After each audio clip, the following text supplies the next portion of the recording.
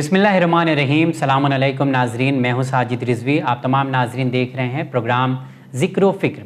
जी हाँ नाजरीन, आज हम अपने प्रोग्राम में तकब्बुर के बारे में बात करेंगे। अल्लाह ताला ने हम सब को पैदा किया ताकि हम बुलंदी तक पहुँचें, उसकी रज़ा हासिल करें। लेकिन बुलंदी तक पहुँचने में एक चीज़ जो रुकावट बनती है वो है तकब्बुर। ये कैसे पैदा होती है, इसकी क्या वजह है, इसके बारे में भी बात करना बहुत ज़रूरी है। क्योंकि जब हम बुलंदी की तरफ जाने की कोशिश करते हैं तो शैतान उस रास्ते में बैठा होता है और पूरी मेहनत करता है कि हमें वो वहाँ से नीचे ले आए। अब यहाँ पर अपने आप को तकब्बुर से रोकना एक बहुत ही बड़ा काम है। इसके बारे में बात करने के लिए आज हमारे साथ जुड़ रहे हैं आली जनाब मौलाना गुलाम अब्बास साहब। तो आइए सबसे पहले शो पर उनका इस्तकबाल करते हैं। सलामुन अलैकुम आगा। अलैकुम अस्सलाम वरहमतुल्लाहि वबरकातुहू। बहुत बहुत शुक्रिया वक्त देने के लिए। अल्हम्दुलिल्लाह। अगर आज के प्रोग्राम में यूँ तो हम लोगों ने पहले कई और मौजू पे भी बात किया है, जैसे आँखों के बारे में बात किया था, फिर कानों के बारे में बात किया, और आज हम चाहते हैं कि आज के प्रोग्राम में तकब्बुर के बारे में बात किया जाए। तो सबसे पहला सवाल जो मैं करना चाहूँगा, क्योंकि तकब्बुर तकरीबन हर एक के अंदर पाया जाता है जो हम लोग आज समाज में देख रहे हैं, तो पहला सवाल मैं ये जानना चाहूँगा कि तकब्बुर क्या है और ये किन वजह से हमारे अंदर पैदा होता है। अऊज़ु बिल्लाहि मिनश शैतानिर रजीम। बिस्मिल्लाहिर्रहमानिर्रहीम। अल्हम्दु लिअहलिही वस्सलातु अला अहलिहा। पहले हम इस बात को वाज़े कर देते हैं कि हमारी ज़िंदगी, जिसे इंसान कहते हैं, उस इंसानी ज़िंदगी में दो पहलू पाए जाते हैं। एक पहलू का नाम है बदन और दूसरे पहलू का नाम है रूह। हमारा बदन जब बीमार होता है तो कुछ बीमारी ऐसी होती हैं जो मामूली होती हैं और बहुत मामूली इलाज से वो बीमारियां ठीक हो जाती हैं। मसलन जैसे बुखार है, सर्दी है, खांसी है और दूसरी बहुत सारी मामूली बीमारियां। लेकिन कुछ बीमारियां वो होती हैं जो बहुत बड़ी बीमारियां होती हैं और वो काबिल इलाज भी नहीं होती। जब इंसान मामूली बीमारियों से दो चार होता है तो उसको ज़्यादा टेंशन और परेशानी नहीं होती, लेकिन जब वो बहुत बड़ी बीमारियों से दो चार हो जाता है तो इंसान बहुत टेंशन और परेशानियों में आ जाता है और उसका इलाज भी इतनी ही हाई क्वालिटी पर होता है। तो इसलिए ज़रूरी है कि जिस तरह हमारे बदन में कुछ बीमारियां होती हैं और उनका इलाज ज़रूरी है, इसी तरह हमारी कुछ रूह की भी बीमारियां हैं और रूह की सबसे बड़ी बीमारी का नाम है तकब्बुर। तकब्बुर क्यों पैदा होता है, इस सिलसिले में हम आपकी खिदमत में यही बात कहेंगे कि तकब्बुर पैदा होने की वजह इंसान की गलत सोच और उसकी गलत फ़िक्र है। जब इंसान की गलत फ़िक्र उसमें पनपने लगती है तो उसमें ये सोच पैदा होती है कि उससे बेहतर कोई नहीं है, जबकि वो यकीनन सबसे बेहतर हो ही नहीं सकता। इंसान अपने आप में सबसे बेहतर नहीं हो सकता, इसलिए कि अगर कोई इबादत में अच्छा है तो दूसरा इंसान सच्चाई में अच्छा है। अगर कोई मसलन इस तरीके से ही हम सब देख सकते हैं जो हम समाज और माशरे में ज़िंदगी गुजार रहे हैं। मसलन अगर हम सच्चाई में अच्छे हैं तो दूसरा अमानतदारी में बहुत अच्छा है। मसलन इसी तरीके से हम अपने माँ बाप का ख्याल रखने में बहुत अच्छे हैं तो दूसरा जो है अपने वालिदैन के लिए हमसे भी कहीं बहुत ज़्यादा अच्छा है। इस एतबार से ऐसा ज़रूरी नहीं है कि सबसे बेस्ट हम ही हों। सबसे बेहतर इंसान कभी हो ही नहीं सकता, और वो भी हर मामले में। किसी एक मामले में अगर हो जाए तो हो जाए, हर मामले में नहीं हो सकता। ज़रूरी नहीं है कि हर मामले में वो बेस्ट हो। तो इस सूरत में बात ये हो जाती है कि जब इंसान अपने आप को सबसे बेहतर समझने लगता है और दूसरे को हकीर समझता है तो ये उसका तकब्बुर शुरू हो जाता है। जैसा कि रिवायत में इमाम जाफ़र सादिक अलैहिस्सलातु वस्सलाम से एक रिवायत है।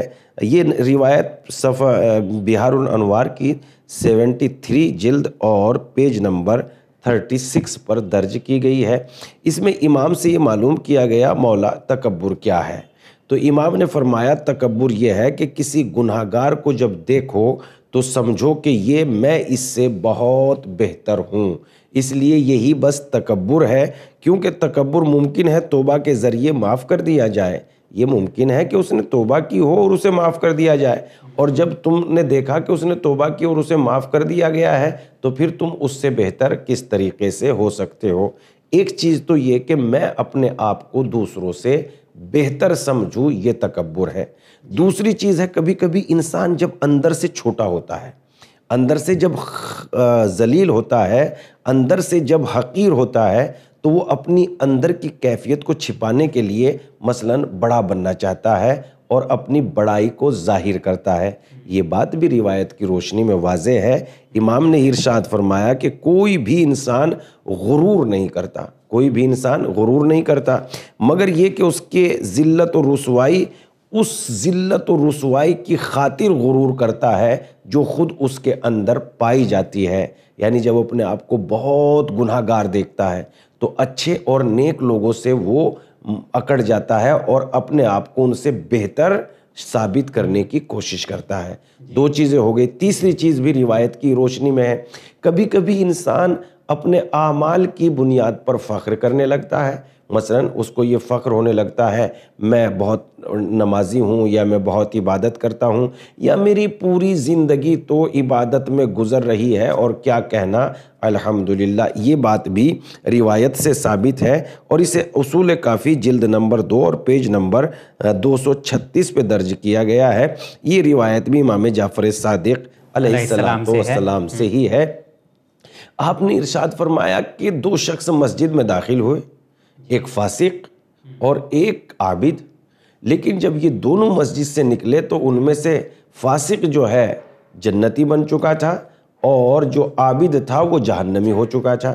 امام سے معلوم کیا مولا ایسا کیوں ہوا؟ آپ نے ارشاد فرمایا چونکہ جب یہ دونوں مسجد میں داخل ہوئے تو عابد اپنی عبادت پہ فخر کر رہا تھا، کیا کہنا، اس کو گھمنڈ تھا، کیا کہنا میں نے تو زندگی میں اتنی عبادتیں کی ہیں۔ لیکن جب فاسق مسجد میں داخل ہوا تو اس کو اپنی غلطیوں پر احساس تھا اور غلطیوں پر اسے ندامت تھی۔ تو ندامتیں غلطیوں کو توبہ کے پانی سے دھل دیتی ہیں، اور غرور اور فخر جو ہے تکبر کا پانی ویسا ہے جیسا فصل کے لیے تیزاب، لہذا فصل میں جب تیزاب ڈال دیا جائے تو بالکل فصل جل کے راکھ ہو جاتی ہے۔ اسی طریقے سے ندامت گناہوں کو مثلاً ختم کر دیتی ہے اور آدمی کو پاک کر دیتی ہے، اور تکبر مثلاً نیکیوں کو ختم کر دیتا ہے اور آدمی میں اپنے ایٹھنے اکڑنے کی صفتیں پیدا کر دیتا ہے۔ تو ان 3 چیزوں کو، اور بھی بہت ساری چیزیں ہیں، مثلا جیسے دولت کا مل جانا، دولت پہ تکبر کرنا، میرے پاس تو بے پناہ دولت ہے، فقیر اور غریب کو اہمیت نہ دینا، ان چند چیزوں کی بنیاد پر تکبر پیدا ہوتا ہے۔ جیسا کہ روایت میں آیا ہے کہ ایک مالدار آدمی پیغمبر اسلام کے سامنے آ کے بیٹھا تو ایک غریب آدمی بھی بیٹھا ہوا تھا، اس نے اپنے کپڑوں کو یوں کر کے سمیٹ لیا تو پیغمبر فوراً گویا ہوئے کیا اس کی غربت تیرے پاس آ جائے گی یا تیری دولت اس کی طرف چلی جائے گی؟ تو ان چند چیزوں کی وجہ سے ہم میں تکبر پیدا ہو جاتا ہے۔ جی، تکبر جیسے ہی پیدا ہوتا ہے ویسے ہی کئی اور بیماریاں آپ کو گھیر لیتی ہیں۔ اور مولانا صاحب نے ایک بہت اچھی بات یہاں پر یہ بتائی کہ جب انسان کے اندر تکبر آتا ہے تو اسے ایسا لگتا ہے کہ وہ سب سے زیادہ افضل ہے، سب سے زیادہ بہتر ہے۔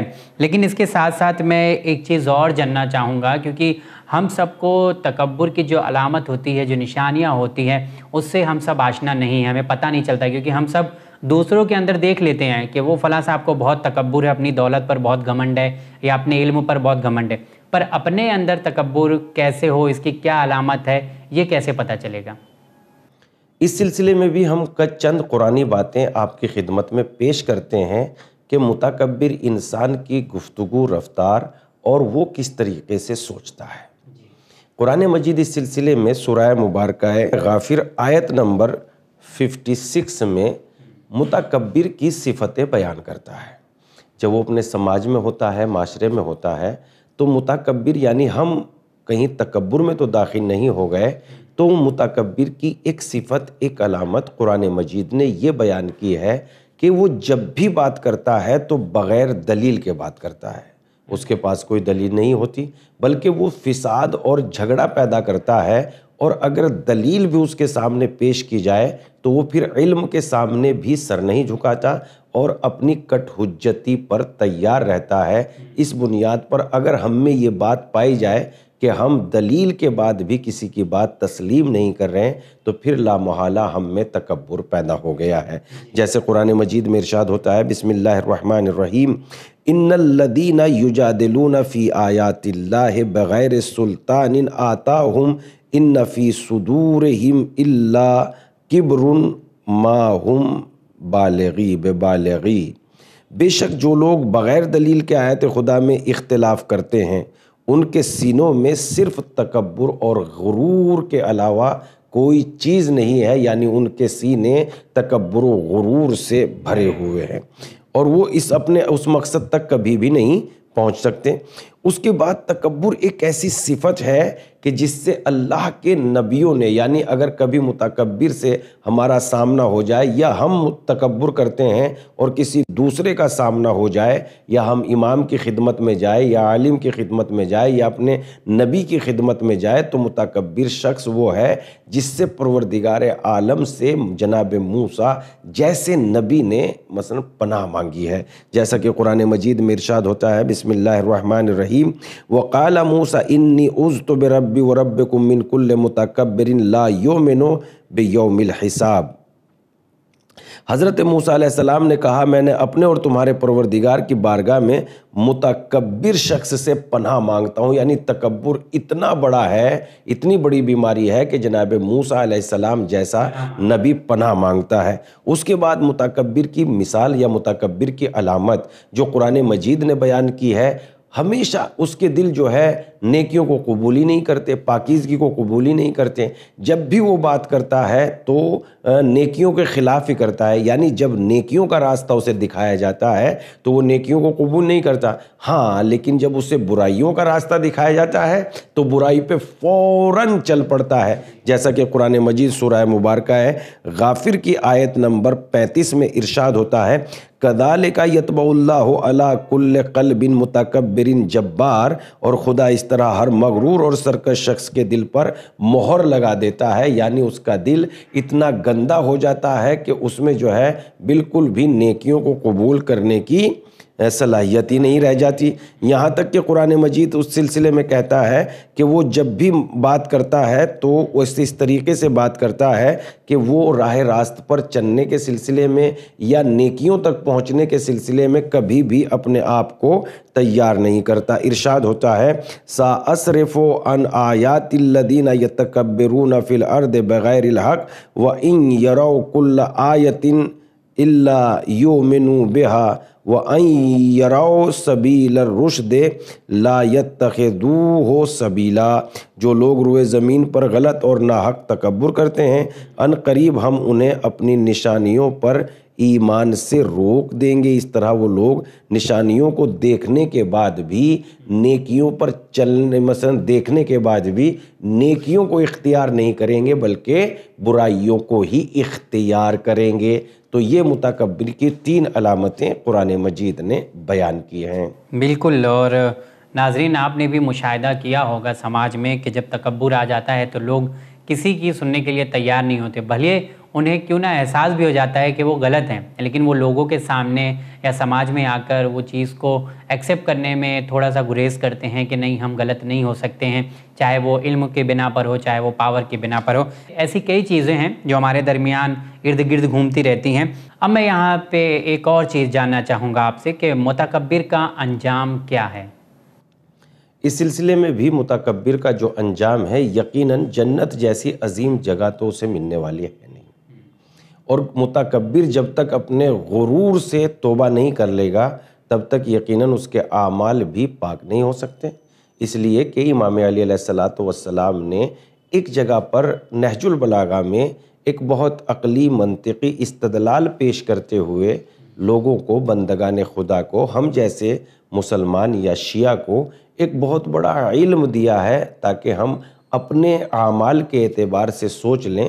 امام علی علیہ السلام نہج البلاغہ میں پہلے تو ایک سوال قائم کرتے ہیں کہ ذرا بتاؤ تو صحیح ابلیس کیوں کر پروردگار عالم کی बारगाह में मसलन मरदूद हो गया, उसको क्यों रांदाए दरगाह कर दिया गया? तो जाहिर सी बात है क्यों निकाल दिया गया? तो आप भी जवाब दोगे, मैं भी यही जवाब दूंगा कि चूंकि उसने जो है तकब्बुर किया था, इस बुनियाद पर उसको अल्लाह की बारगाह में मरदूद करार दिया गया है, निकाल दिया गया है। तो फिर यहाँ पर इमाम अलैहिस्सलाम एक जवाब देते हैं कि ज़रा गौर तो करो, क्या तुम ही अल्लाह के बंदे हो? इब्लीस अल्लाह का बंदा नहीं है।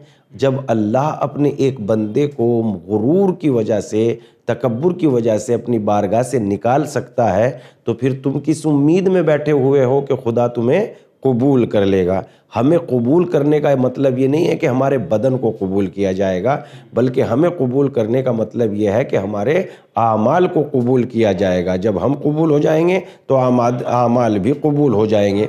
तो इस बुनियाद पर मसलन अगर हम ही कबूल नहीं है, इसको यूँ समझ सकते हैं, अगर हम कबूल नहीं है किसी के सामने या किसी के घर में, तो वो हमारी दी हुई दावत को भी कबूल नहीं करता, जिसकी दलील ये है कि गोया हम ही उसकी निगाह में काबिल एहतराम या काबिल कबूल नहीं है। इस तरीके से खुदा की बारगाह में मुतकब्बिर भी काबिल कबूल नहीं है और उसका अंजाम सिवाय जहन्नम के और कुछ नहीं है। कुरान मजीद में इरशाद होता है, सूरह मुबारका नहल आयत नंबर 29, इरशाद होता है बिस्मिल्लाहिर्रहमानिर्रहीम, फदखुलू अव्वाबा जहन्नम खालिदीन फीहा फलबेसा मसवल मुतकब्बिरीन। इरशाद होता है जहन्नम के दरवाज़ों में से दाखिल हो जाओ और हमेशा इसी में रहो, और तकब्बुर करने वालों की जगह कितनी बुरी है। यानी जहन्नम तकब्बुर करने वालों की जगह है। यकीनन जहन्नम में जो सबसे बड़ा अजाब का तबका है, उस तबके में मुतकब्बिरीन को रखा जाएगा। एक रिवायत में और यूँ मिलता है कि जब तक हिसाब व किताब नहीं होगा रोज़े महशर, इन्हें चूंटियों की शक्ल में बना दिया जाएगा और ये लोगों के कदमों में, मसलन लोगों के कदमों में होंगे। सवाल किया गया इसकी वजह क्या होगी? कि इसकी वजह ये होगी कि चूँकि ये दुनिया में बड़ा बनना चाहते थे, तो इन्हें महशर में सबसे छोटा चींटियों की तरह बना दिया जाएगा। तो मुतकब्बिर का अंजाम जहन्नम है, ये हमें याद रख लेना चाहिए। मौलाना साहब, आपका बहुत बहुत शुक्रिया, आपने अपना कीमती वक्त दिया और हमारे नाजरीन तक एक अहम पैगाम पहुँचाया कि तकब्बुर एक ऐसी बीमारी है जिससे दूर रहना ही हमारे लिए फ़ायदेमंद साबित हो सकता है। बहुत बहुत शुक्रिया। इंशाल्लाह अगले एपिसोड में फिर आपसे मुलाकात करेंगे। जी इंशाल्लाह ताला। इंशाल्लाह। तो जी हाँ नाज़रीन, जाते जाते सिर्फ यही दुआ आप तमाम नाजरीन से कहना चाहूँगा कि करते रहिए और हमें भी अपनी दुआओं में याद रखिए कि अल्लाह ताला हम सबको ये बीमारी से दूर रखे। अगर ये तकब्बुर आ जाता है तो हसद पैदा हो जाता है और ना जाने कौन कौन सी बीमारियाँ हमारे अंदर देखने को मिलती है। तो परवरदिगार आलम से यही दुआ है तमाम मोमिनीन मोमिनात को इस मरज़ से, इस बीमारी से दूर रखे। इंशाल्लाह अगले एपिसोड में फिर आप तमाम नाज़रीन से मुलाकात होगी। देखते रहिए चैनल विन। बहुत बहुत शुक्रिया।